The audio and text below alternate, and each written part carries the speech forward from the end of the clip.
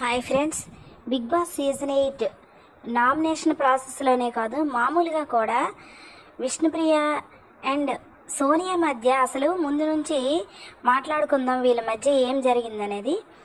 First Nikhil, Sita, వీళ్ళందరూ ఉంటారు ఒక దగ్గర రౌండ్ టేబుల్ దగ్గర కూర్చొని మాట్లాడుతుంటారు. ఒక ఇద్దరు ముగ్గురు ఫ్రెండ్స్ ఉంటారు. ఉండేటప్పుడు విష్ణుప్రియ అందరినీ ఏదో మౌత్ పట్టుకొని ఏదో బిల్డప్ ఇద్దామని అడగడానికి వచ్చి సోనియా దగ్గరకు వచ్చి, మీరు నిఖిల్తో ఫస్ట్లో కొంచెం బాగా నామినేట్ చేసుకున్నారు ఇద్దరు, నెక్స్ట్ నిఖిల్తో గొడవలతో ఉండేవాళ్ళు, సడన్గా ఏమైంది, మీ ఫ్రెండ్షిప్కి కారణం ఏంటి అని అడిగింది. అందులో అయితే నాకేం తప్పు అనిపించలేదు. అప్పుడు వెంటనే సోనియా నో కామెంట్ అనింది. ఓకే, తనకిష్టం లేదు చెప్పడం, నో కామెంట్ అని చెప్పేసింది, ఊరుకుంది.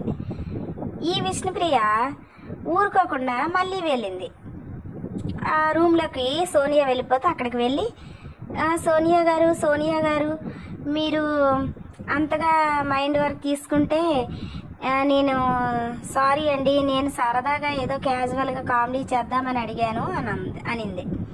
అప్పుడు సోనియా ఏమంది, ఏం కామెడీలు, నీ చెత్త కామెడీలు ఏం వద్దు, నీ అడల్టరేటెడ్ కామెడీలు ఇక్కడ పనికిరావు, నీతోని నాకు అంత స్పేస్ లేదు, నువ్వెందుకు నాతో కామెడీ చేస్తావు, నీ అడల్టరేటెడ్ కామెడీ నీ దగ్గర పెట్టుకో, నాతో నువ్వు చేయకని చెప్పింది. అప్పుడు విష్ణుప్రియకి కోపం వచ్చింది.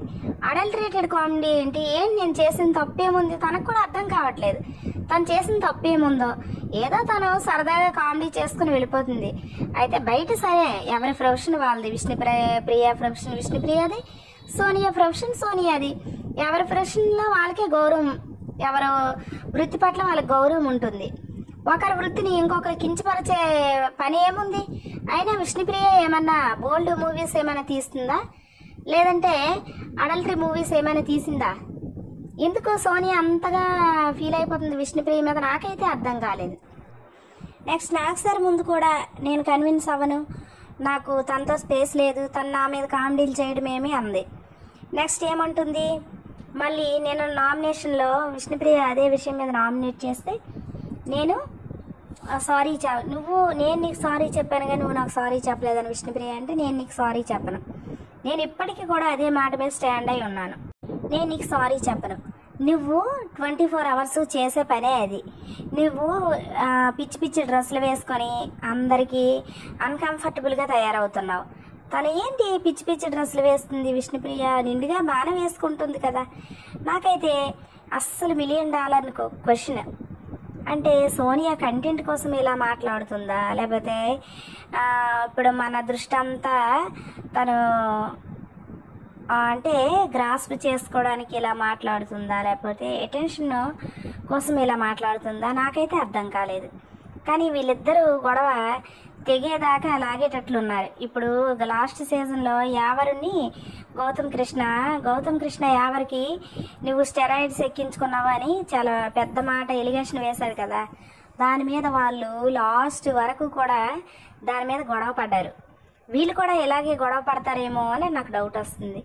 అయినా విష్ణుప్రియ చేసిన దానిలో తప్పేముంది, ఏదో కామెడీగా అడిగింది, తనకి ఇష్టం లేకపోతే వద్దురా ఇలాంటి కామెడీలు నాతో చేయకని సాఫ్ట్గా కూడా చెప్పొచ్చు. కానీ విష్ణుప్రియ మీద ముందు నుంచి ఏదో గ్రిడ్జ్ ఉన్నట్లు, వీళ్ళు కొన్ని వీక్స్గా ఇక్కడ ఈ బిగ్ బాస్ హౌస్లో ఉన్నట్లు, ఆ విధంగా సోనియా 1 weekలో తన మీద అంత గ్రిడ్జ్ ఎందుకు పెట్టుకుందో నాకు అర్థం కావట్లేదు. ఈ విష్ణుప్రియ అలాంటిదే, తిను ఒక సిల్లీ పర్సన్, తినకి ఎవరు నామినేట్ చేసినా చక్కగా డిఫెన్స్ చేసుకోలేదు, చేయకుండా ఏదేదో మాట్లాడుద్ది, ఏదో చిన్నపిల్లలా బిహేవ్ చేస్తుంటుంది. అయితే ఈ మాట నాగసారి అయితే అడగాలి, ఎందుకంటే సోషల్ మీడియాలో ఇప్పుడు ఇదే పెద్ద చర్చగా తయారైంది. అది అడల్టరీ అనే పదమని చాలా పెద్ద పదం, అది ఏముంది దాంట్లో. ఇప్పుడు విష్ణుప్రియ ప్రొఫెషన్ అది కాదు, ఒకవేళ ప్రొఫెషన్ అయినా ఇక్కడ ఆ ప్రొఫెషన్ వేరు, బిగ్ బాస్ హౌస్ వేరు కదా, ఇది రియాలిటీ కదా, రియాలిటీలో అలా చేయట్లేదు కదా, మరి ఎందుకు తను అలా మాట్లాడింది నాకైతే అర్థం కాలేదు. మరి అందరూ రివ్యూవర్స్ కూడా అదే అంటున్నారు, ఎవరికి ఏమీ అర్థం కావట్లేదు తిను ఎందుకు ఇలా మాట్లాడిందో, తను ఎందుకు అలా అంటుందో, ఇది తిన వల్ల ఎవరు అన్కంఫర్టబుల్గా ఫీల్ అవుతున్నారో ఇదైతే మనకి అర్థం కాని విషయం. వీళ్ళిద్దరూ కూడా చాలా టైం ఆర్గ్యూ చేసుకున్నారు. లాస్ట్కి విష్ణుప్రియ మరి తినతో వాదించడం ఇష్టం లేక సరేలే ఆడియన్స్ చూస్తున్నారు కదా ఫుటేజ్ అంతా, వాళ్ళే ఏదో డెసిషన్ తీసుకుంటారనే విధంగా విష్ణుప్రియ వదిలేసింది.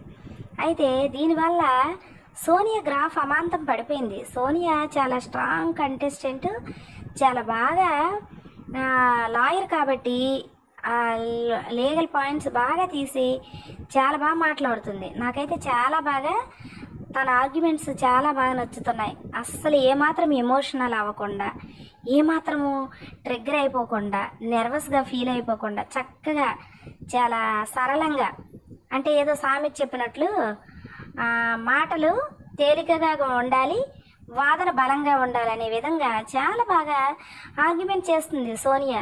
కానీ ఇలాంటి పిచ్చి పిచ్చి మాటలు ఇతరులతో ఆడటం వల్ల తన గ్రాఫ్ అమాంతం ఇప్పుడు పడిపోతుంది. తను చక్కగా మంచిగా ఆడుతుంది, మంచి అందంగా ఉంటుంది, చక్కగా ఆర్గ్యుమెంట్ స్కిల్స్ ఉన్నాయి. మరో బిందులా కనిపించింది నాకైతే ఫస్ట్లో.